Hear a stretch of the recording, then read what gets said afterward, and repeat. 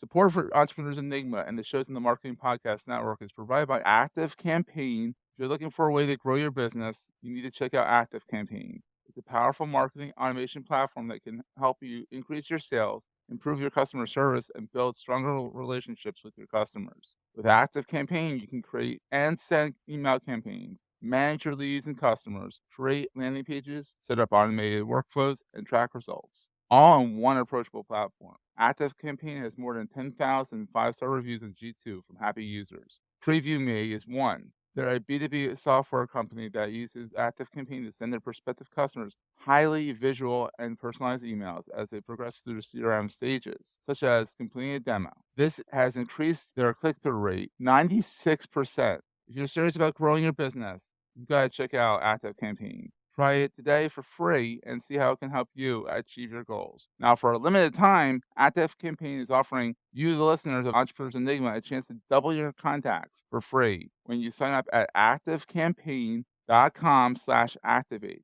That means if your email list is 10,000 contacts, you only need to pay for 5,000, or you can pay for 10,000 and get an extra 10,000 totally free. Personalize your customer experience. Do it with automation. Like the 185,000 businesses that have an Active Campaign. Go to activecampaign.com/activate to sign up today.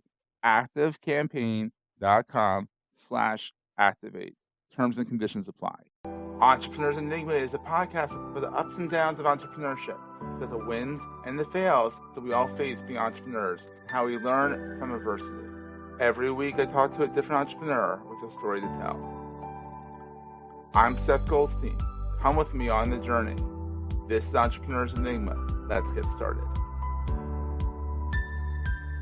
Hey, everybody.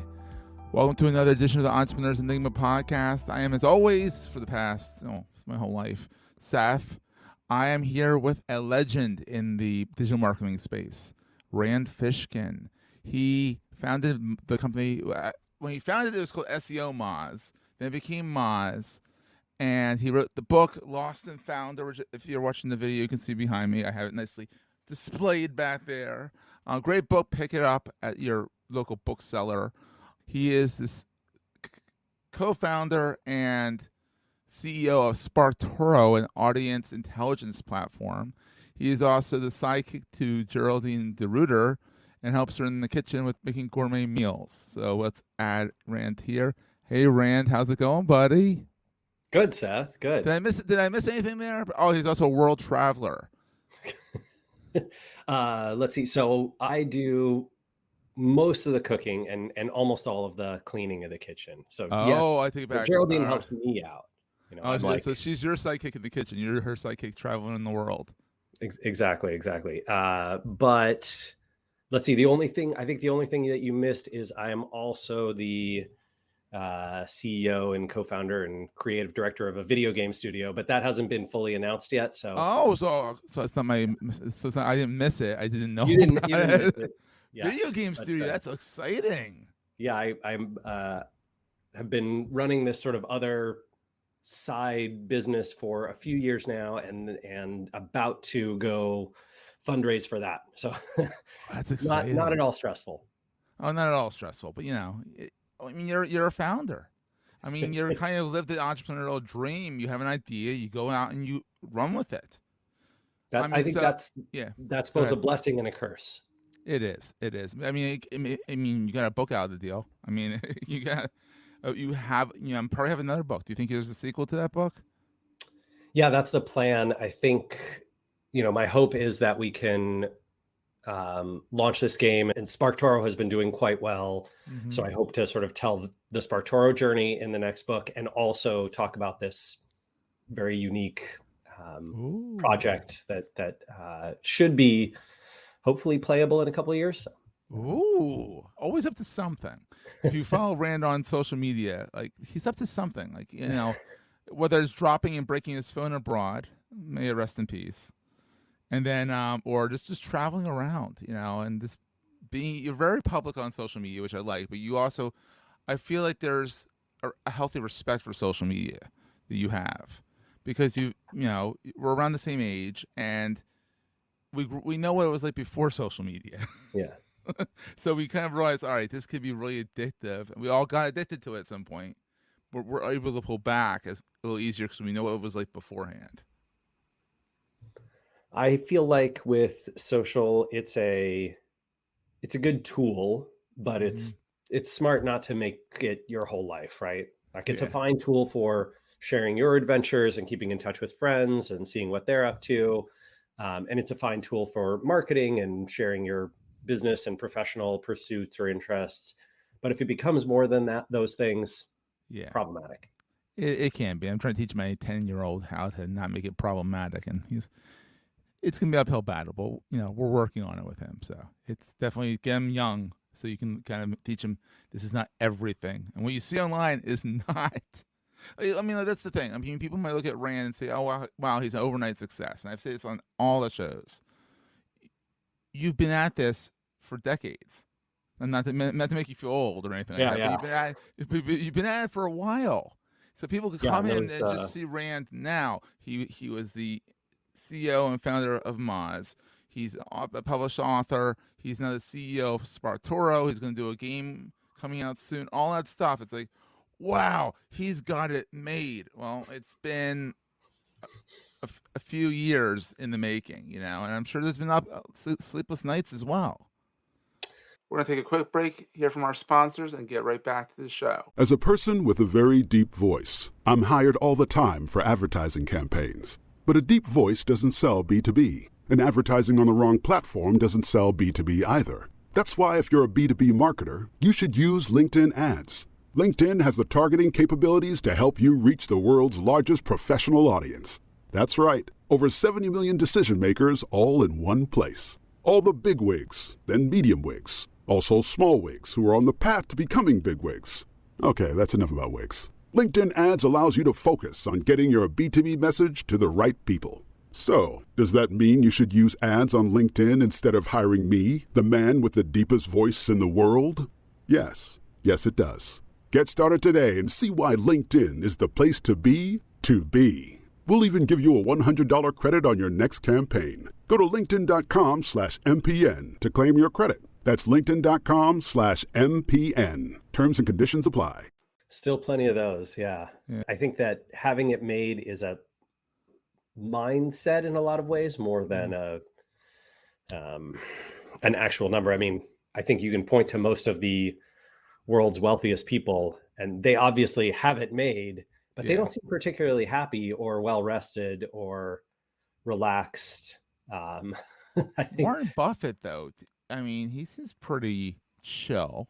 yeah, I think there's a few counterexamples, right, of folks who've whatever Yeah. made lots of money and are very happy with that and don't need to prove things to themselves or anyone else. But Watch him be pacing his house every night in Omaha, Nebraska, and we just don't know about it. Like seriously, and that's I the mean, thing, you don't know.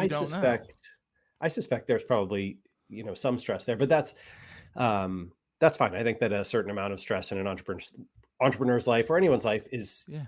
healthy, right? That the struggles that we go through, they make for good stories, they make for good adventures and journeys. Good books. And the journey, if you don't get joy out of the journey, the destination isn't going to be fulfilling either.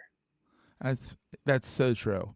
And I mean, so you originally, from what I remember from the book, I read the book a little while ago, and I started paging through it today. It's just saying I had to review this because it's quite a story. You started it wasn't SEO Moz. It was started with your mom back as an agency. Like you were doing actual, like not tools, but you were actually helping companies. You were an agency doing that's what an agency does. And then Yeah. then morphed into the tool, which I actually use and I love, and it's fantastic. And I use SparkToro, and you come up with good tools, buddy. You come up with good Oh, tools. well, thanks. So I'm thrilled to hear what's the that. genesis? So what was the genesis of because this started back in the early aughts, or even before that, even. Well, my old company Moz, yes, Moz, yeah. started back in the early aughts. Went from kind of web design and graphic design, struggling there, to let's Yeah. help people with SEO.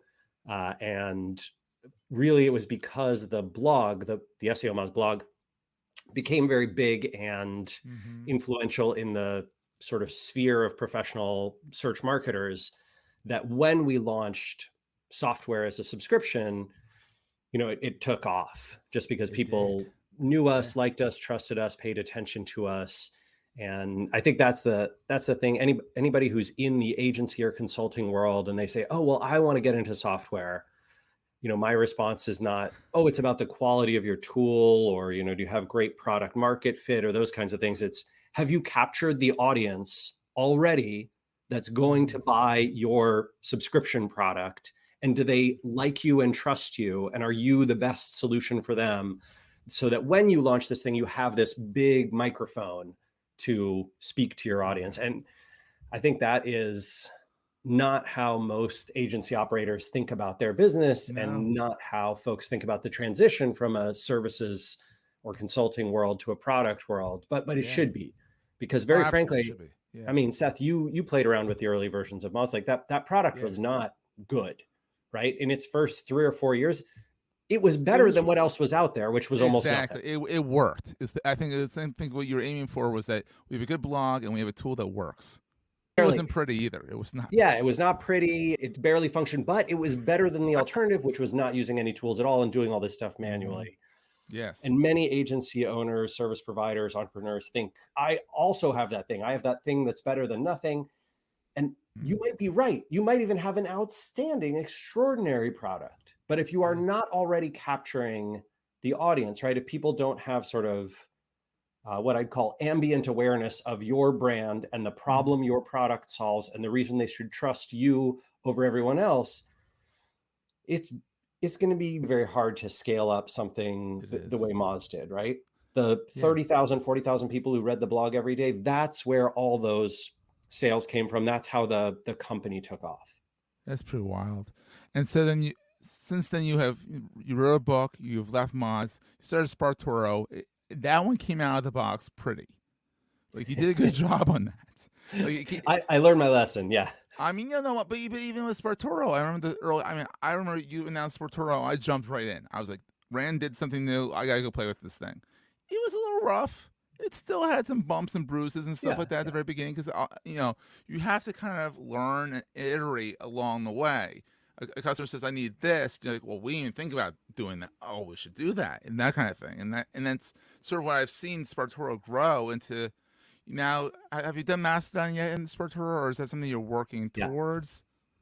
Yeah, exactly. You can see some Mastodon data. I mean, Mastodon's not quite big enough to power a lot of our index, but we do crawl in index data from there. Because I remember once Mastodon became the next, whatever you want to call what Mastodon is, you were like, we're going to get there, guys. We're going to get there.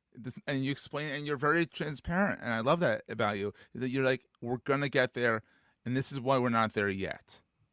And this is the reason why we can't. I think that the challenge with Mastodon is it's not quite there yet from a network perspective. 12 million accounts, but I think about 3.5 million active users, which is a lot of people. Like it really is. I think if this were 10 years ago, the media would be talking about Mastodon all day long. But because we're now in the age of hundreds of millions and billions of users, it's a little bit of a struggle. And also, I think the media doesn't know what to do with a distributed, nobody particularly owns it, right? They want a bombastic, hard-headed CEO who's... Oh, they got that over there. Yeah, but I'm just saying, right?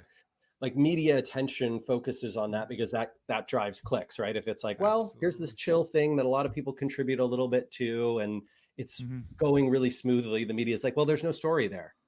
Yeah, it's part of the reason why WordPress is crazy BS on Twitter. Everybody's like, oh man, write about that. Click on that. It's kind of also like why WordPress doesn't make the mainstream media that often, except for like when there's a big misstep, or Matt puts his foot in his mouth, which happens occasionally. Then or like the pandemic happens, he's like the king of remote everything. Then that's like a story there. Until then, it was like it's distributed. Everyone has a blog. Blogs were yesterday, so that kind of thing. So you said you're onto a new book eventually for SparkToro, about SparkToro and the game studio. Here's a question: what is the best thing about being an entrepreneur versus being like in a corporate setting? Like, I mean, it became kind of corporate eventually, but like you were still kind of higher up, so you were still an entrepreneur. Yeah, let's see.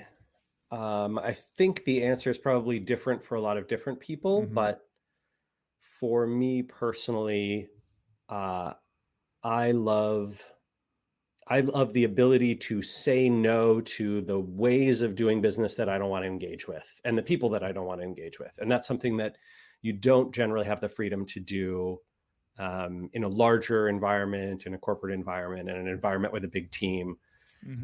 I'll give you an example, Seth, right? So folks reach out to us at SparkToro every week and they say like, hey, we're really excited about SparkToro. They're almost always like a big, Fortune 2000 type of company. Yeah.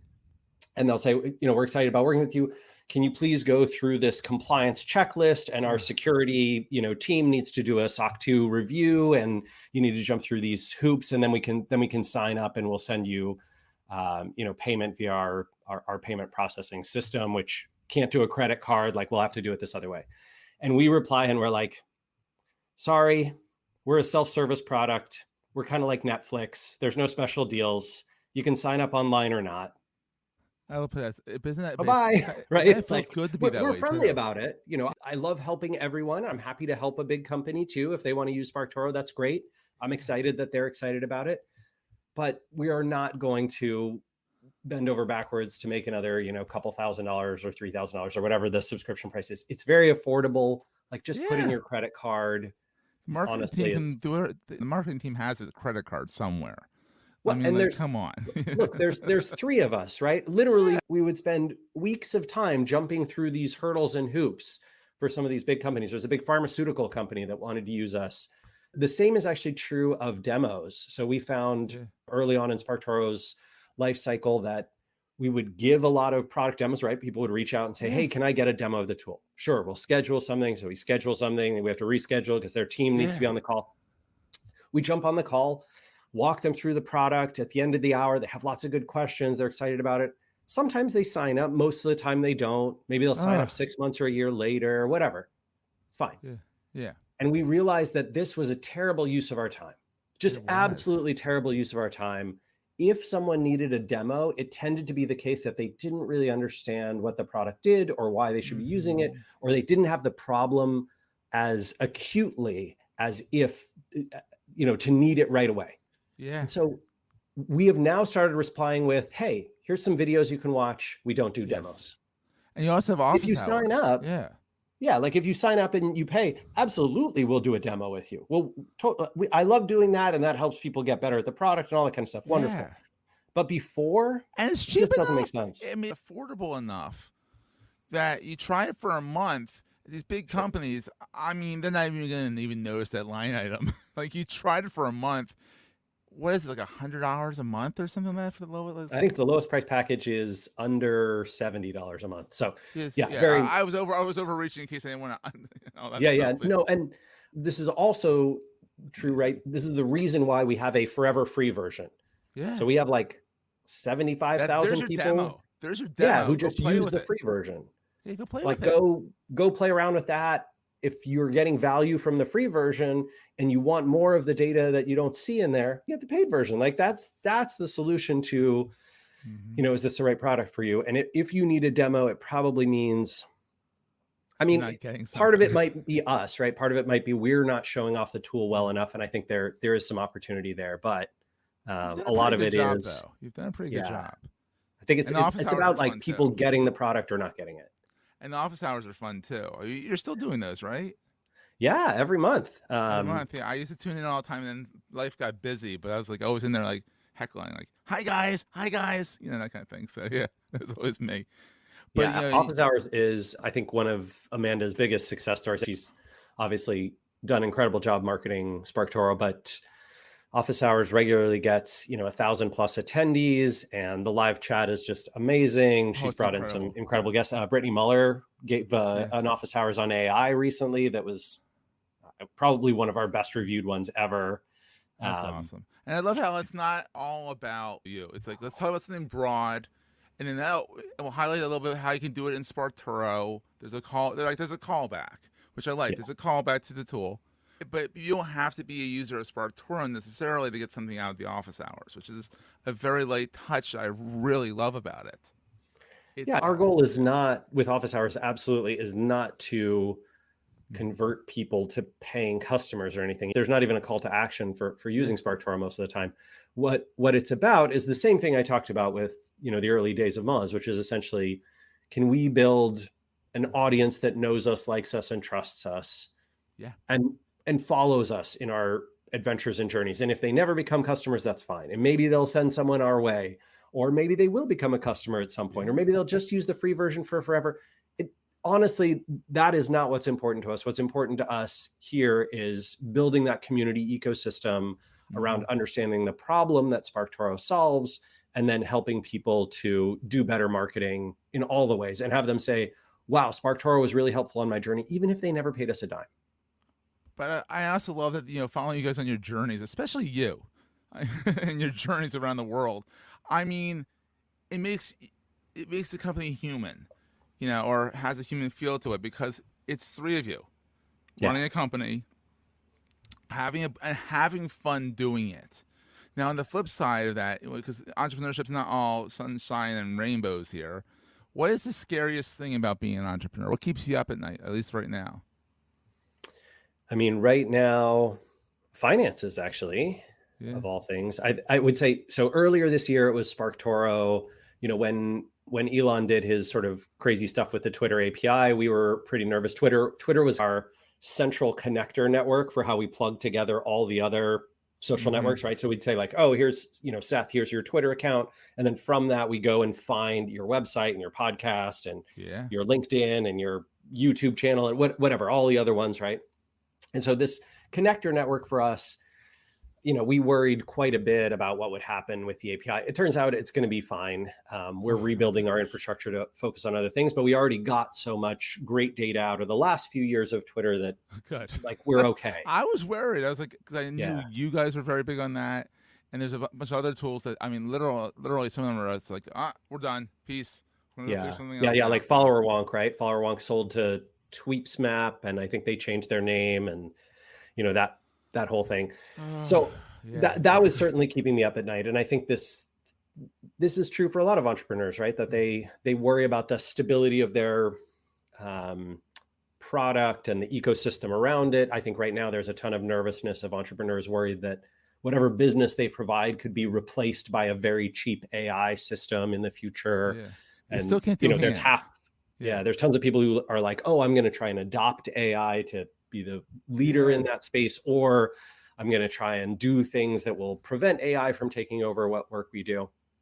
But for me right now, right, my biggest stress, and certainly keeping me up plenty of nights, is we have to fund this video game studio, which is going to be a lot of our personal finances, but then also, going to go out and talk to a ton of folks and try and raise some money. And I hate raising money. Like, honestly, I did it for SparkToro. I did it for Moz in very different ways. You did a lot for Moz. Yeah. And I think you learn, and then you also, in the book, you learned what not to, that's just when people should get the book. I mean, I'm part of a startup, and the first thing I did when I first joined the startup, I bought him your book. I'm dead serious. I was like, learn from Rand. Like, Rand has done everything over there. Learn what to do and what not to do from him. I mean, of course, we're going about things in our own way, and you can only teach so much before it's like they're going to have to learn it their own way. Yeah, well, and I hope that in this next book, which obviously is still a few years out, but I hope that I can write about a different way to start up and fund a business, right? Because SparkToro's funding success was terrific. We're actually very exciting. In the next 30 days, we're going to pay back our investors, and then everybody gets the profit share pro rata. So the company has been on this really nice trajectory, and I think that's down to your point. Came out, was a good product, something people needed, and something lots of people use. And then the game studio, this is here's my challenge, Seth. If I come to you and I'm like, hey, Seth, I want you to put $25,000 into a new marketing technology company that I'm building, I think you and a lot of people would be like, Rand Fishkin, marketing technology company. I like it. I'm in. Let's do this thing. But if I come to you and say, hey, I'm building an indie video game studio, and I think it can be absolutely huge, and like, here's, all these great reasons and this great pitch deck, and here's a video demo of the game, and, and here's this impressive team that we've built and all that kind of stuff. You're like, Rand Fishkin and video game? I don't get it. It's a different lane. Yeah, different. So that is driving me bananas. And I probably have another 30 or 40 days of other work to do before I can actually start making those pitches and find out whether people go, you know what, this is a great pitch. This is a great idea. Yeah, let's do it. Or whether they're like, you don't make any sense for this. I don't get it. I honestly, I mean, this is me being a fan and knowing you for a while, but I think a little bit of the Rand Fishkin allure will help out. It might not help out as much as SparkToro from Mods to SparkToro, but from us to God's ears, right? That whole thing, like, because hopefully, let's get this going. Man. Well, I'm beautiful. I'm just gonna ask you to export that part of the clip, and I'm gonna listen to it over and over at night. I'll be your what's it called, your affirmation every morning. Exactly. That would be terrifying. Actually, don't do that. Anyhow, what is the most important thing to carry with you all the time? And this could be physical or metaphysical. You can go as deep as you want. I'm going to say something a little bit cheesy, but it is absolutely true, which is the thing that keeps me solid and feeling okay about everything else in my life is the fact that I have an extremely strong marriage with Geraldine, and that being rock solid, being able to carry that whatever confidence about, hey, if everything else falls apart, this thing will always be solid. It's cheesy, but it's awesome. It's like it's so powerful. I don't think people realize how incredible it is. Folks, even folks who are single or folks who are in rockier relationships, right? Like it just, my God, having that rock, life changing. Having that rock and being each other's rock. I mean, my wife's the same thing for me. She's like, and it's the best thing ever. It's like it's the best thing ever. It's so much better than. It's so cheesy, but it's so true. Yeah, it's so much better than all of the possible benefits you could imagine from, I don't know, any other form of living. I'm always quite confused by folks who are like, I love being single. Okay, hey, look, everybody has their own thing. You go to it, or people who like dramatic relationships, people who like bumpy and rockiness, and people do like that. Some people do like that. I'm like, I wouldn't survive. So nope, not for me. Exactly. So to wrap up here, people can find you. You're Rand Fishkin on Mastodon, right? Rand Fishkin at Mastodon.social. Nope, I'm Rand Fish everywhere. Thankfully, you're still Rand Fish. Rand Fish on Twitter, on Mastodon, on LinkedIn. Obviously, it's my full name, Rand Fishkin. Yeah, you gotta be kind of buttoned up over there. Yeah. But Rand Fish at Mastodon Social, and I am fairly active on Mastodon and pretty active on LinkedIn. You can also actually apologized. You actually apologized for taking a break from Mastodon, and then the next day you started tooting more. And I was like, wait, you're apologizing for taking a break, but you didn't take a break. Seth, I want to work with you on this. I think we should change the name to Mastoblast. Oh, I like that so much better than tooting. Oh, tooting. Just actually, I made my own Mastodon little icon where I make it. Someone put out there where you can make the Mastodon farting as you press this to publish, and it farts. So I was like, I mean, I think it was supposed to come out the trunk, but the guy who started it is German, and so maybe the translation didn't quite work perfectly. It didn't work too well, but it's on Blue Sky. Isn't it like Tverking or what is it? Blue Sky has an even worse one, and the founder of Blue Sky is like, no, don't use that. Of course, it's the wisdom of the crowds. You don't get to have a say in it, and I think it's some weird thing that they even said on CNN, which means now it's a real thing. And you said they can also email you with your brave. Yeah, absolutely. Just rand@sparktoro.com, and I happily answer people's questions all day long. I love chatting with folks in marketing universe or otherwise. That's awesome. And so we will see everyone next week.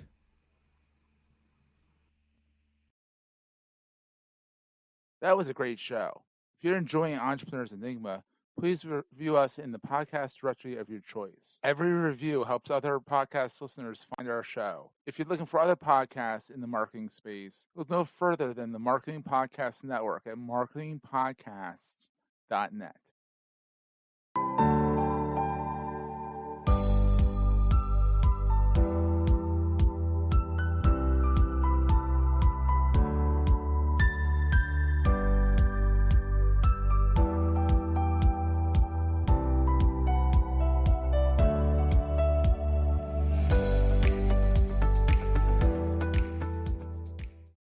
Goldstein Media hopes you have enjoyed this episode. This podcast is one of the many great shows on the MPN Marketing Podcast Network. You may know you're listening to this show along the Marketing Podcast Network, but did you know there are other great shows on MPN to help your business? Dave Delaney hosts a great podcast called The Nice Podcast. Dave, tell us what these fine folks will get out of listening. Thanks for asking. The Nice Podcast is all about helping leaders improve the way they communicate with their team members, with their prospects, with their colleagues, everybody. So that's what it's all about. Amazing. Where can people subscribe? The places that you subscribe to podcasts normally. But you can also find the show at marketingpodcast.net, of course. And you can also visit nicepodcast.co. You heard him, folks. Go subscribe. This podcast is heard along the Marketing Podcast Network. For more great marketing podcasts, visit marketingpodcasts.net.